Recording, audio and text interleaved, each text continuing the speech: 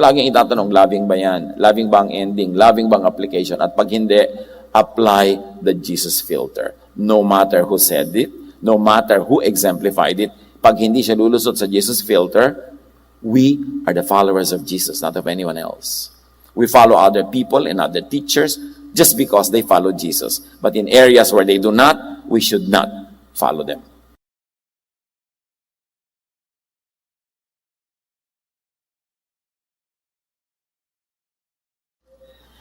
Si Mahatma Gandhi, isa sa mga greatest thinkers and humanists, sabi niya, I like your Christ. I do not like your Christians. Your Christians are so unlike your Christ. Tama ba siya o hindi? Ang mga Kristiyano nga ba na nagsasabing sila ay mananampalataya ni Jesus ay kawangis ka ba ni Jesus o kawangis ng iba? Sa pag sinasabi natin tayo ay tagasunod ni Jesus, gaano ka-accurate yun? O baka may iba tayong kamukha? The Jesus Christians should be. Ano nga ba tayo para malike tayo ni Gandhi? Panginoon, salamat po. Dahil patuloy niyo kaming hinuhubog, tinuturuan, at ngayon patuloy kami, Panginoon, na nagpapasakop sa inyo. Pagharian niyo po ang aming isip at puso at paliwanagan kami. Be our preacher, our teacher, our healer. In the name of Jesus, we praise you, Father. We thank you. Matthew 23, 1-4, isa sa mga pinakamadalas nating basahin dahil ito ang pinakamatindi at madiin na sinabi ni Jesus. Then Jesus said to the crowds and to his disciples, the teachers of the law and the Pharisees sit in Moses' seat. Ibig sabihin, they have power. So you must be careful to do everything they tell you, which really means, therefore, you are compelled to obey their words because they have power. But do not do what they do, for they do not practice what they preach. In other words, Jesus is saying, do not be like them. Do not be like the Pharisees, your religious leaders and teachers. They tie heavy burdens, cumbersome loads, and put them on other people's shoulders. Words ni Jesus, the teachings of the religious leaders make your life needlessly hard. Pinabibigat niya ang inyong dalahin, pinasisikip ang inyong mundo, pinaliliit at pinakikitid ang inyong isip. At sa patuloy niya, but they themselves are not willing to lift a finger to move them. Ang dami-daming katuruan at regulasyon na pampahirap ng buhay, pero hindi naman tinutulungan ng mga religious leaders yung mga tao na masunod yung mga regulasyon na yon. Ang ending, lagi kang guilty, lagi kang kulang, lagi kang masama.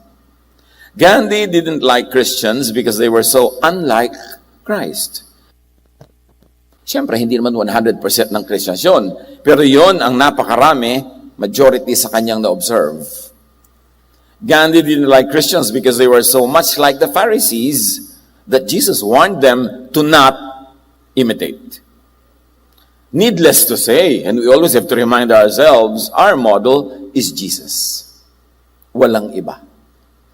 Walang ibang dapat tularan, walang ibang dapat pakinggan, walang ibang dapat sundan at sundin, kundi si Jesus. Sumusunod lang tayo sa iba, hanggang sila rin ay sumusunod kay Jesus. Pero pag mayroon na silang turong hindi ayon kay Jesus, dapat di tayo malito. Kahit pa marami silang turo na ayon kay Jesus, doon sa mga hindi ayon, hindi na tayo dapat sumusunod because the model is Jesus. John 1:14, the Word, meaning Jesus, became a human being and lived here with us. We saw His true glory. And that was the glory of the only Son of the Father. From Him, all the kindness and all the truth of God have come down to us. So kung ano man ang kulang sa pagpapakilala ng mga naunang guro, o kasabay, o sumunod, yun ay pinuno ni Jesus. Kung merong dapat ipaalam sa atin ng Ama tungkol sa kanyang sarili, kanyang kabutihan, kanyang kabaitan, kay Jesus niya pinadaan kasi hindi naging matapat ang lahat sa pagpapakilala sa Diyos. Marami sila mga idinagdag, ibinawas, hindi mo na makilala ang Diyos pag sa mga relihiyon ka nakinig. Kaya ipinadala si Jesus para ituwid ang lahat ng mga baluktot na pag-aakala ng mga tao tungkol sa Diyos. All the kindness and all the truth of God came down to us through Jesus. Therefore, all other teachers and teachings must submit to Jesus. Kailangan pa bang i-memorize yan? Paano po yung teaching ni ganito kontra sa teaching ni Jesus? Sino ba namatay para sa'yo sa krus? Sino ba ang anak ng Diyos? Sino bang isinugo na kinatawan ng Diyos na nagpapakilala sa atin ng buong-buong kabutihan ng Diyos? Kasi marami mga religious teachings and teachers na may mga katuruan silang kanila lang, hindi sang-ayon sa katuruan ni Jesus. Bagamat sa tradisyon ng mga relihiyon, ng simbahan, maging ng Christianity, kasama na sila sa doktrina.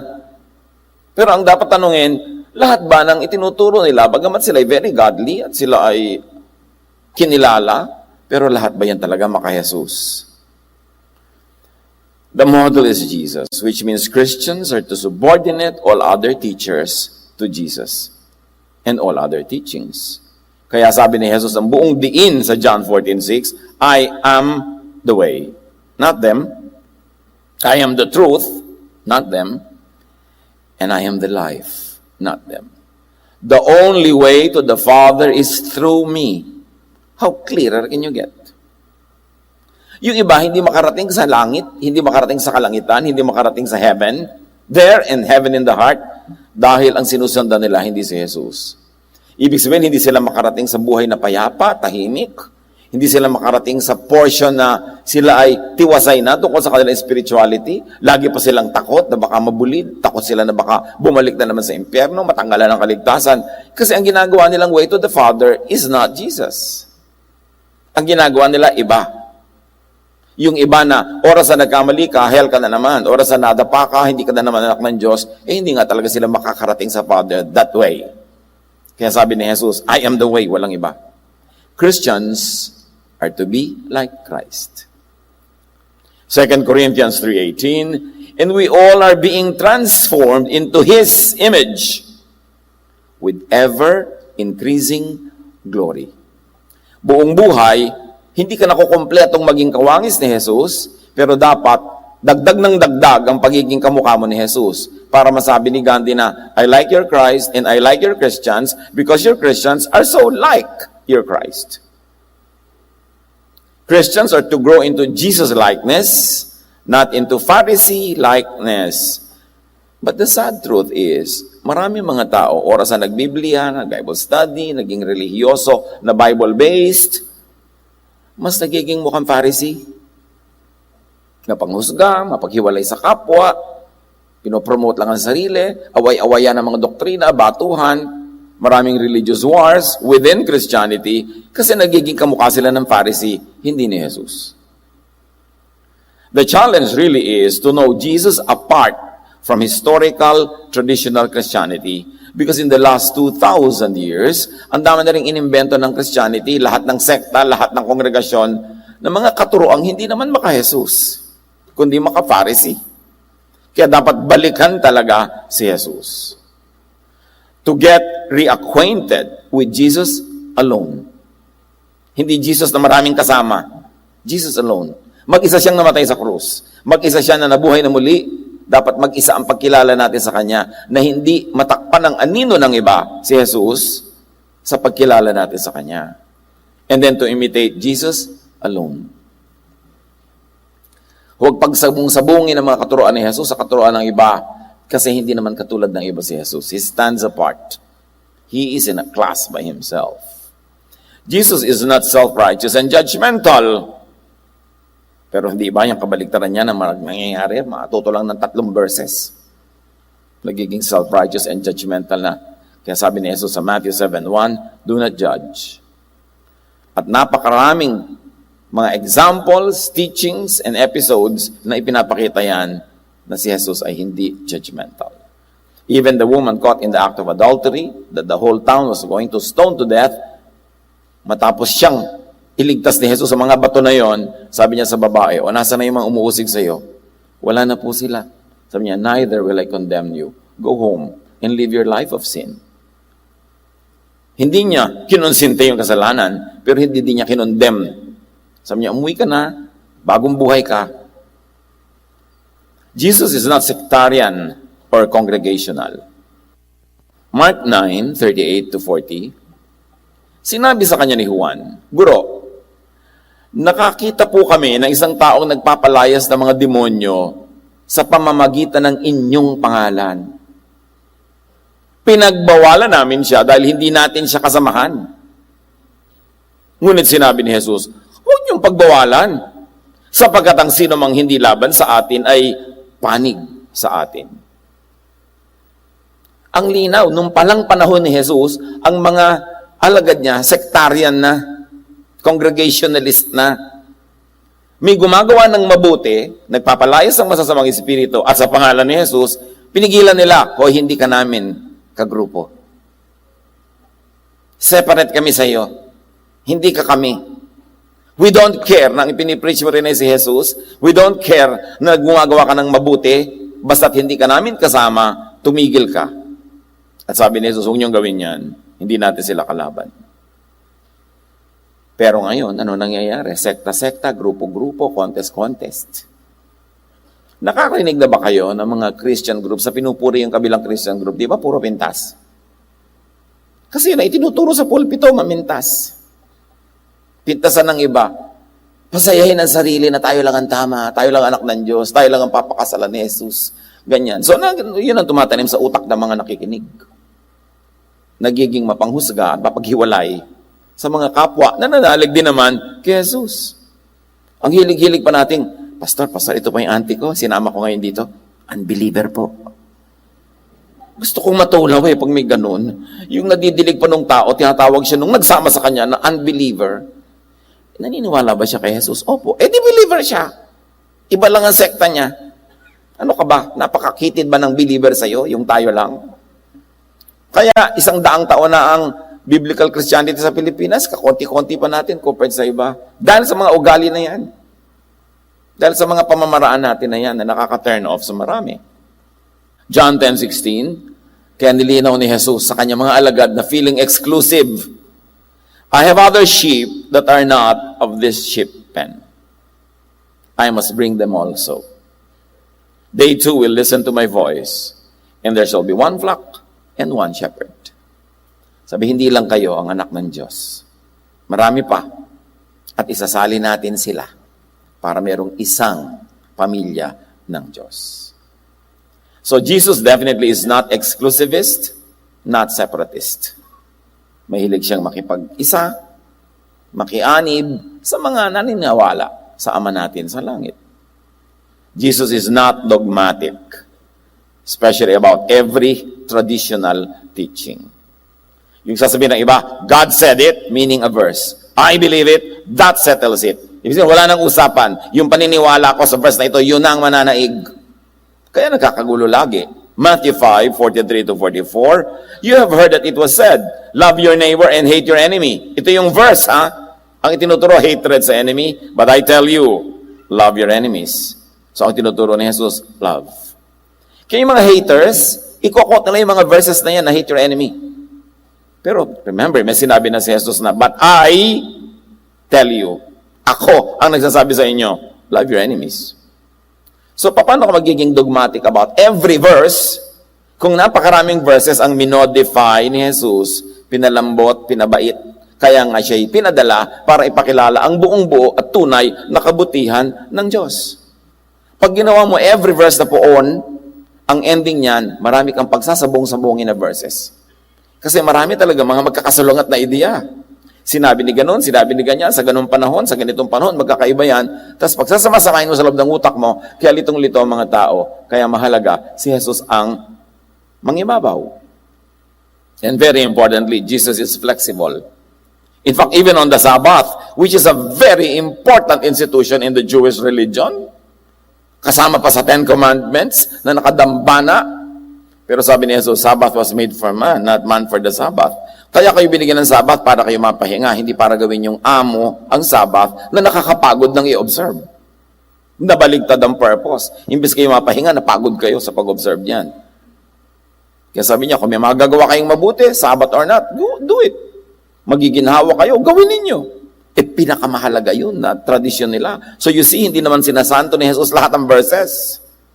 Binigyan niya ng bago, makabuluhan, mabait na application ng lahat para makalaya ang mga tao sa bigat ng relihiyon. Jesus is flexible even on dietary laws, another very important aspect of the Jewish religion. Sabi niyang mga religious leaders, bakit kayo kumakain ng hindi naghihinaw, hindi naguhugas ng kamay ng mga disciples mo? Sabi ni Jesus, alam niyo, nagpaparumi sa tao, hindi yung pumapasok sa bibig niya, kundi yung lumalabas sa kanyang bibig ng mga salita. Effectively, he set people free from the dietary laws of the Jewish religion.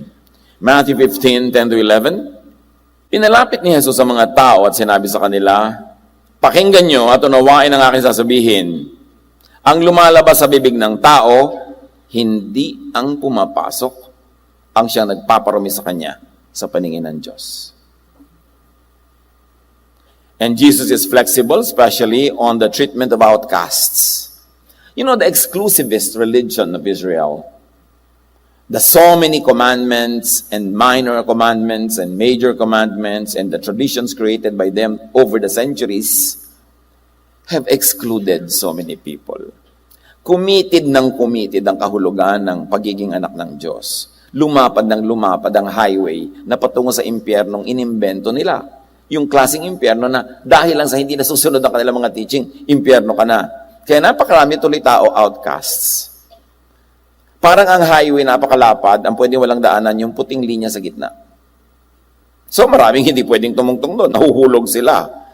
Mark 2:15-16. While Jesus was having dinner at Levi's house, many tax collectors and sinners were eating with him and his disciples, for there were many who followed him.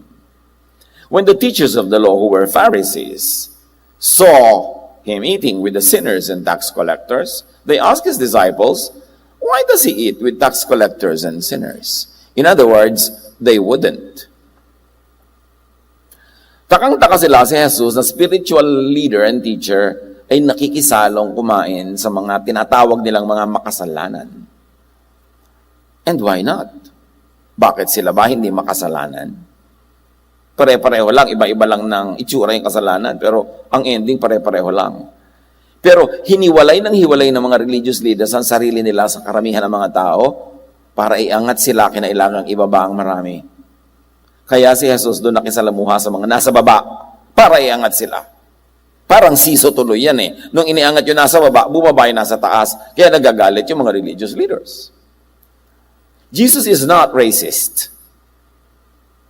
Hindi siya namimili ng tao ayon sa kulay ng balat o lahi o ethnicity.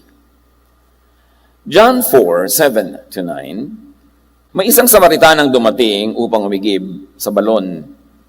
At sinabi ni Jesus sa kanya, maaari bang makiinom? Wala noon ang kanyang mga alagad dahil sila'y bumili ng pagkain sa bayan. Sinabi sa kanya ng babae, ikaw ay Hudyo at Samaritana naman ako. Bakit ka humihingi sa akin na inumin? Sinabi niya yon sapagkat hindi nakikihalubilo ang mga Hudyo sa mga Samaritano. You see the racism of this religion. Hindi sila nakikihalubilo. Kababayan din nila yon. Nalahian lang ng iba, naging mga mestizo at mestisa. Hindi sila nakikihalubilo. Until Jesus, because Jesus broke all the social rules that deprived people of equality with others. Binasag niya, tinawid niya ang mga pader na hindi tinatawid ng iba para ihiwalay lang ang sarili nila sa iba. Napakaraming outcast nun. Okay, Gentile ka, edi outcast ka, Jew lang ang in eh. Edi ang lahat ng tao sa planeta out, Jew lang yung in sa kanilang paningin.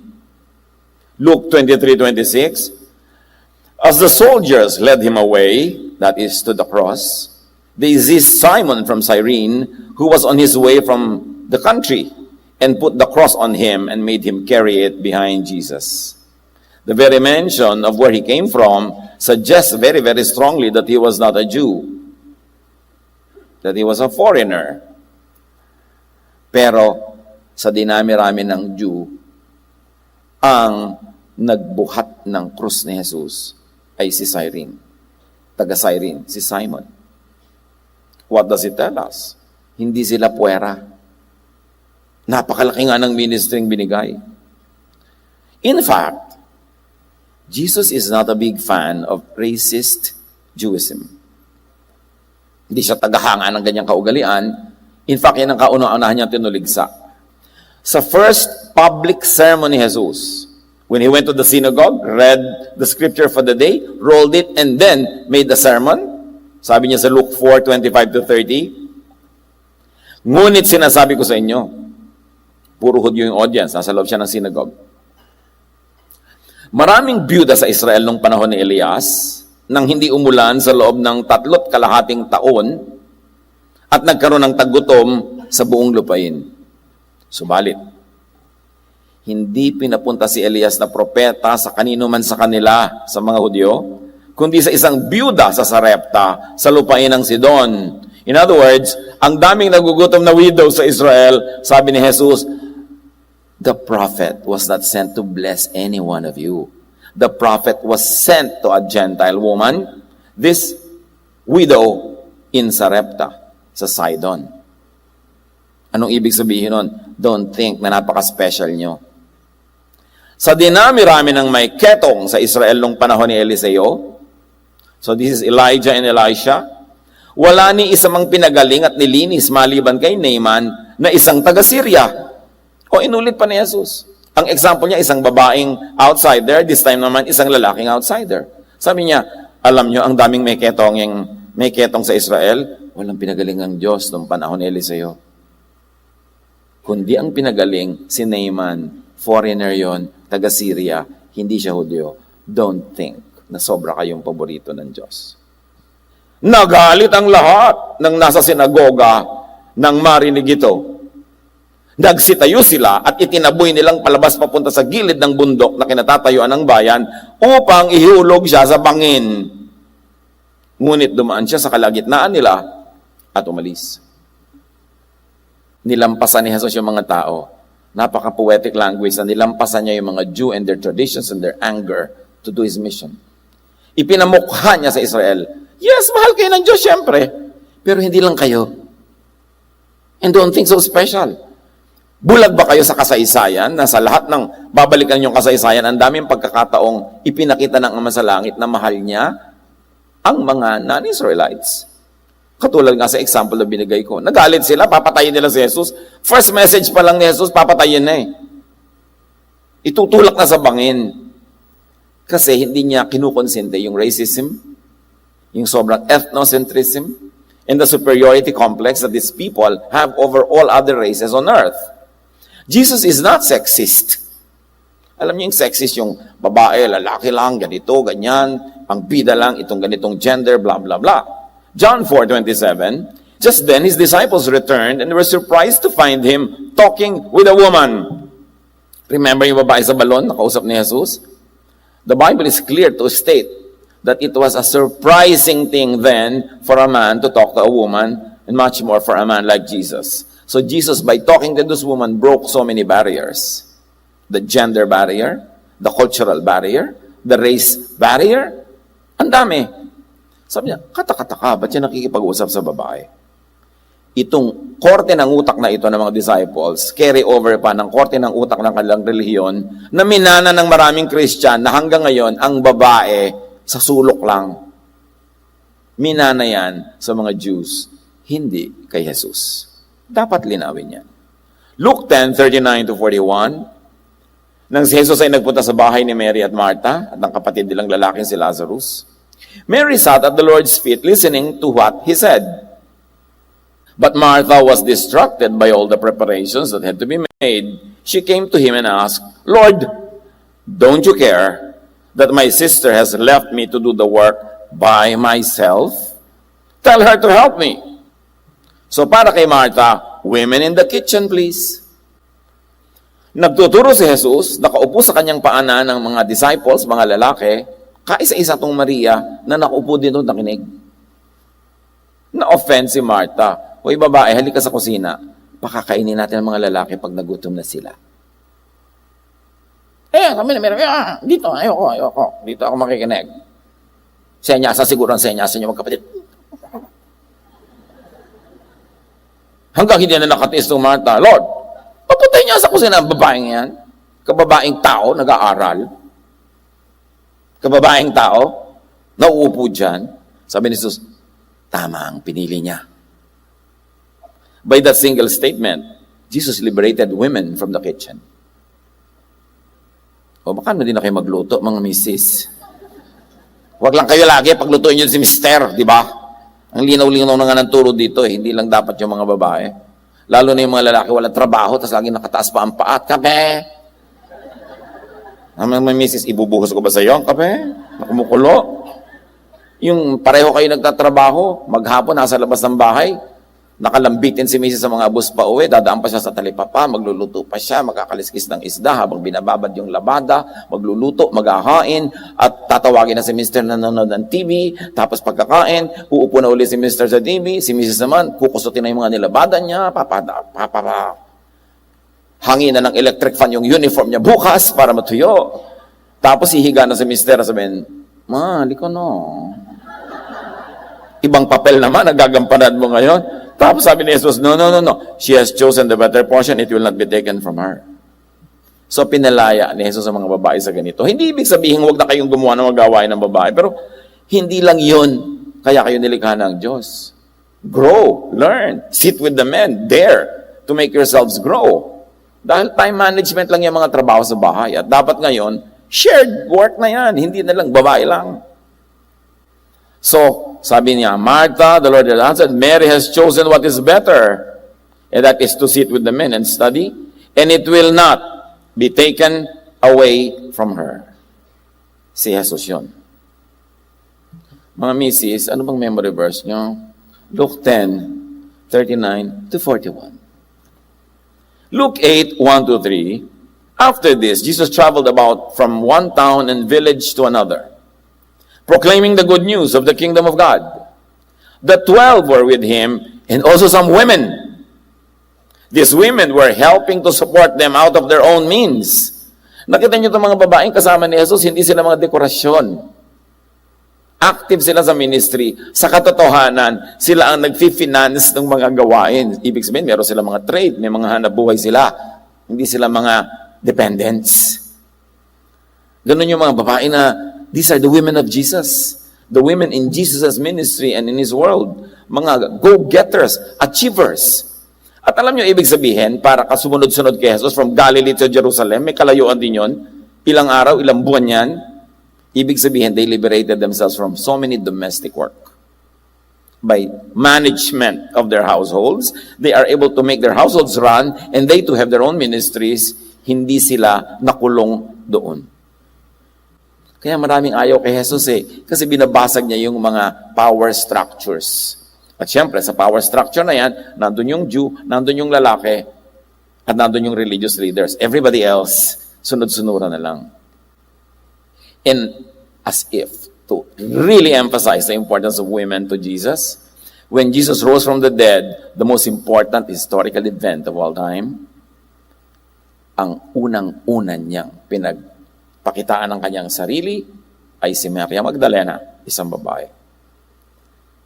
Walang disciples na nandun na lalaki. At sabi niya, tell the disciples, tell them that I have risen, I will meet them somewhere.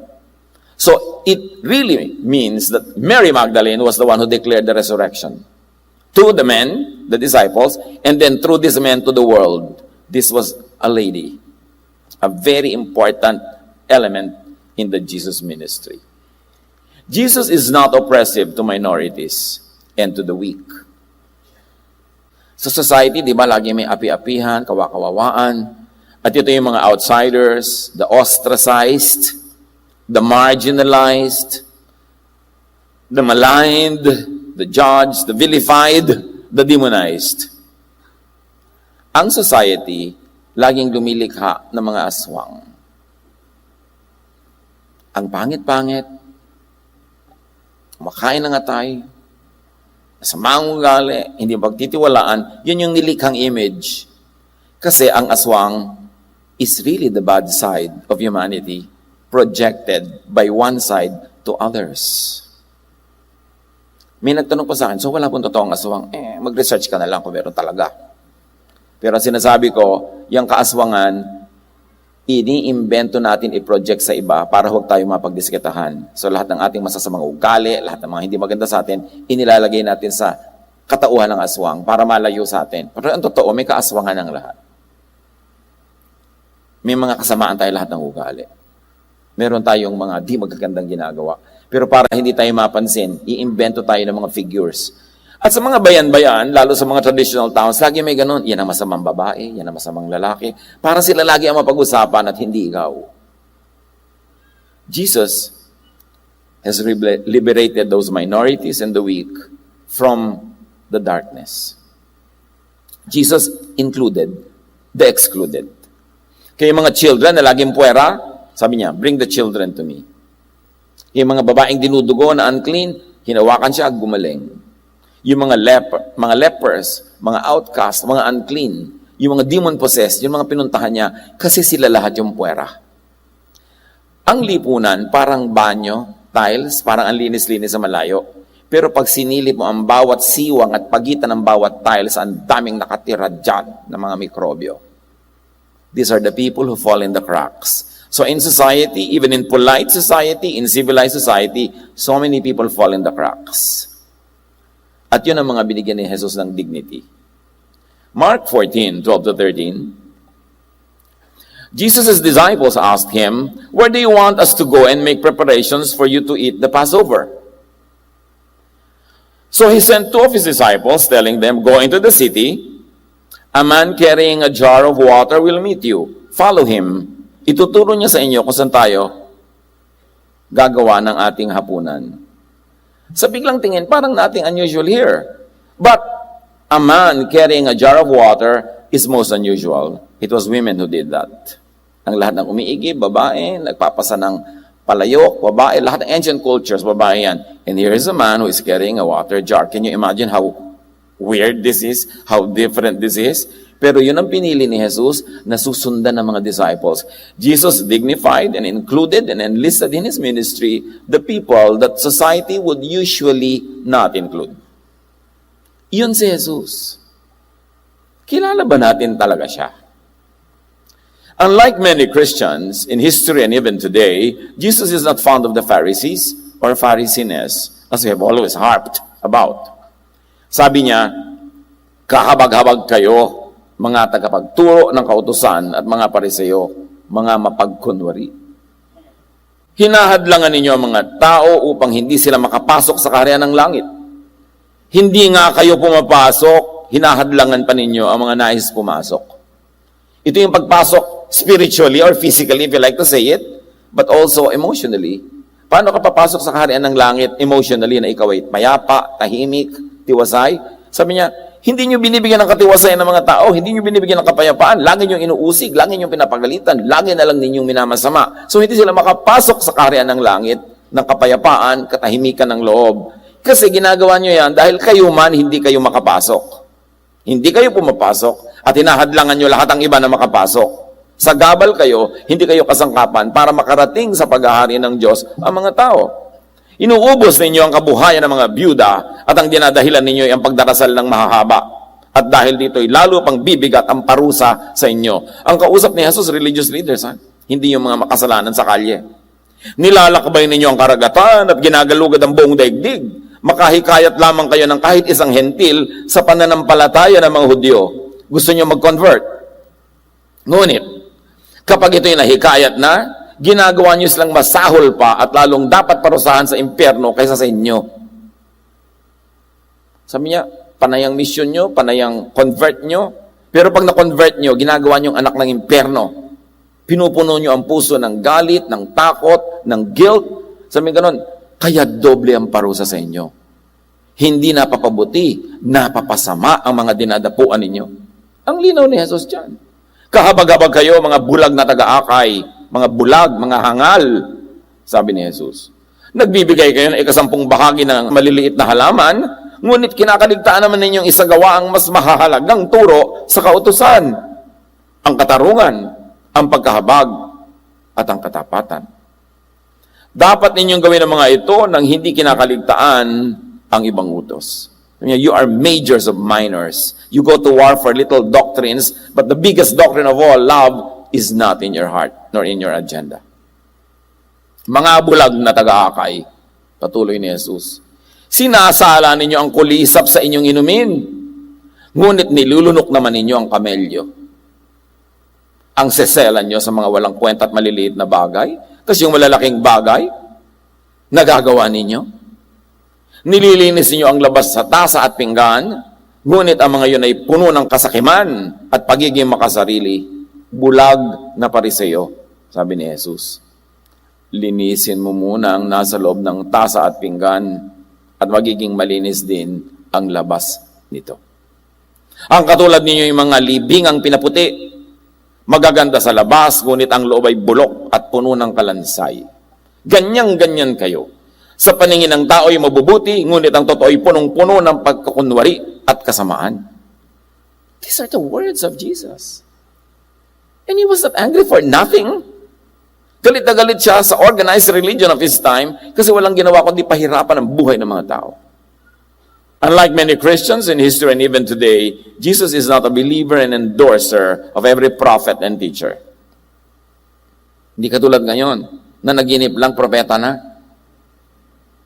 Bumili lang ng suka, isa na siyang disipulo. Tapos kung ano-ano tinuturo, mabuti sana kung ang itinuturo, turo ni Jesus. Mano naman na nag-aral lang sa ilalim ng puno ng saging. Kung ang itinuturo naman, turo ni Jesus. Pero hindi kung ano-ano. Nang ending, pahirap. Pampasikip ng loob. Mark 7:6-8. Sinagot sila ni Jesus. Ito yung mga teachers, teachers. And these are the recognized teachers of his time. Hindi mga kolorom sa gilid-gilid. Sila yung talagang kinikilala. Mga mapagkunwari. Tama nga ang sinabi ni Isaiah tungkol sa inyo nung kanyang isinulat. Ang paggalang sa akin ng bayang ito, ng Israel, ay pakunwari lamang, sapagkat ito'y sa bibig at hindi sa puso bumubukal. Walang kabuluhan ang kanilang pagsamba, sapagkat itinuturo nilang galing sa Diyos ang kanilang mga utos. Binabaliwala ninyo ang utos ng Diyos at ang sinusunod ninyo yung mga tradisyon ng tao. Ito ang panunuri ni Jesus sa relihiyon, lalo na nung kanyang panahon. Sabi niya, mga turo nyo, imbento. Mga doktrina nyo, imbento. Hindi yan galing sa Ama. Kaya kailangan pa ako ipadala dito para ituwid dyan. Sunod na ng mga tao sa inyo, napapahamak. Na sinasabi ni Jesus. Jesus taught and went against the current popular Phariseeism of his time. Yan ang tinuligsa ni Jesus. Yung impluensya ng mga Pariseyo at ng tradisyon ng kanilang bayan. Kaya lang, matapos si Jesus bumalik sa Ama at isinilang ang Christian Church, unti-unti but progressively, gumapang pabalik sa Christianity yung Phariseeism. Kaya ang inabutan natin Christianity, magkahalo na, diluted, Jesus and Pharisees. At sa nakaraang 2,000 taon, sa mga bangayan at awayan ng mga Christian sects and denominations, ang dami pa nilang idinagdag na lalong-lalo namang wala na kay Jesus, pero kasama na ng tradisyon. Kaya pinag-aawayan ng mga churches, pwede ba ang drum? Hindi, demonic yan. Wala naman ganun sinabi si Jesus. Ano ba dapat ang suot ng choir? Toga, okay muna. Hindi naman issue ni Jesus yan. Ang dami-daming issues na hindi naman issue ni Jesus. Pwede bang ligawan ng choir member, yung Sunday school teacher? Hindi pwede yan. Sabi ba yan ni Jesus? Hindi pwede mag-boyfriend pag hindi pa college graduate.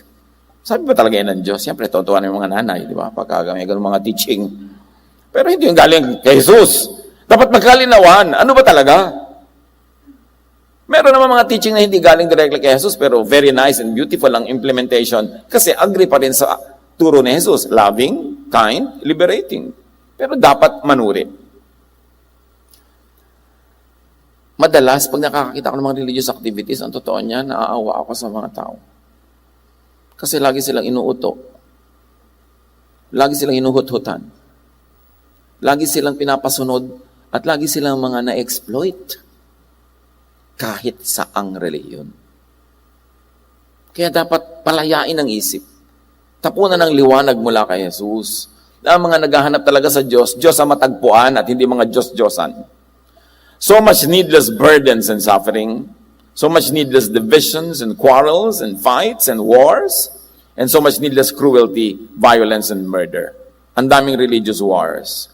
And in the Christian churches, maglingkod ka man ng 30 years, pagka sa 31st year, nagkamali ka, nadapa ka, ang mga kapatiran ng unang lalapa sa'yo.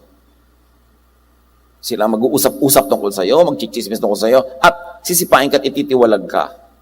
It could be a very thankless kind of involvement. Kasi nga, umiiral yung Pharisee. Kukuha ng verse para ibato sa'yo. Tulad ng gusto nilang gawin ng mga batuhin yung babaeng caught in adultery.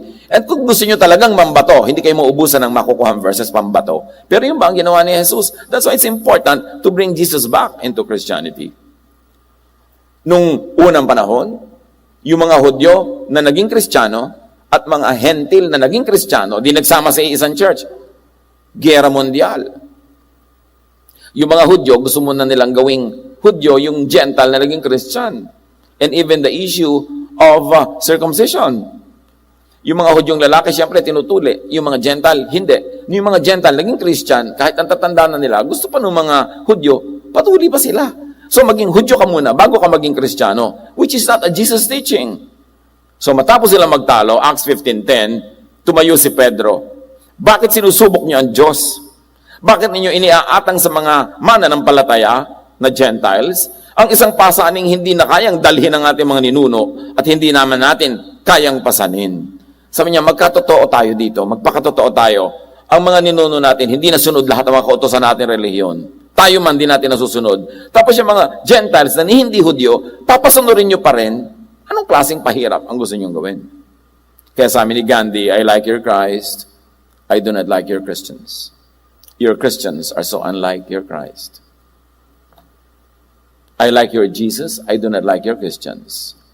Your Christians are so un-Jesus, so Pharisaic. Hanggang ngayon, at nung nakaraang 2,000 taon, people in the church are really actually stopping Jesus from entering fully. Ayaw papasukin ang tunay na pagka-Jesus kasi manganganib ang kanilang mga tradisyon, ang kanilang mga kaugalian, ang kanilang mga nakasanayan, at mauuga ang mga power structures. Yung mga makapangyarihan sa relihiyon, hindi nila papangyayarihin si Jesus kasi maiiba ang power structures. Gusto nilang patuloy na mga kababaihan ay hindi magpipreach, hindi magtuturo, hindi magsasalita. Hindi ba preaching ang ginawa ni Mary Magdalene? Jesus has risen from the dead. Hindi ba preaching yon? The most important preaching you can ever say. Pero ngayon, binubusalan ng bibig ng mga babae, tagatimpla lang sila ng juice pagka may Lord's Supper, tagagawa ng mga merienda, na itinuwid na ni Jesus nung panahon pa ni Mary at ni Martha. Kailan pa tayo lalaya sa Pharisaic teaching? Kailan talaga tayo makikinabang sa bunga ng sakripisyo ni Jesus? We must bring Jesus back into Christianity. Pero tandaan nyo, gusto nilang patayin si Jesus. So yung ngayon gusto magbalik kay Jesus, natural, babatuhin din ng marami. But bring Jesus back into the church. Nakakalungkot, ang mga tao naghahanap, pasok ng pasok sa mga relihiyon, at kumisan ganito nangyayari sa kanila, papasok sila sa isang relihiyon, tapos pagkapasok mabubulid. Ibebenta lahat ng lote, lahat ng ari-arian, ibibigay sa simbahan. Pati hikaw, pati gintong ngipin, bubunutin, ihuhulog sa buslo. Ang mga kababaihan, chinichimay-chimay. Kawawa ang napakarami mga tao. To become like Jesus in all of life, live by the all-in-one commandment and law of Jesus, and that is love. Kaya patuloy at patuloy nating iginigiit ang Jesus filter. Lahat ng katuruan na alam nyo, narinig nyo, nakikita ninyo, salain kay Jesus, yung lalampas lang ang ipamuhay, yung iba ilagay na sa file. Pamisa-minsan, useful na reference, but you don't have to kill or die for teachings that did not come from Jesus, not affirmed by Jesus, and especially those that contradict Jesus. John 13:34-35. A new command I give you, love one another. As I have loved you, so you must love one another.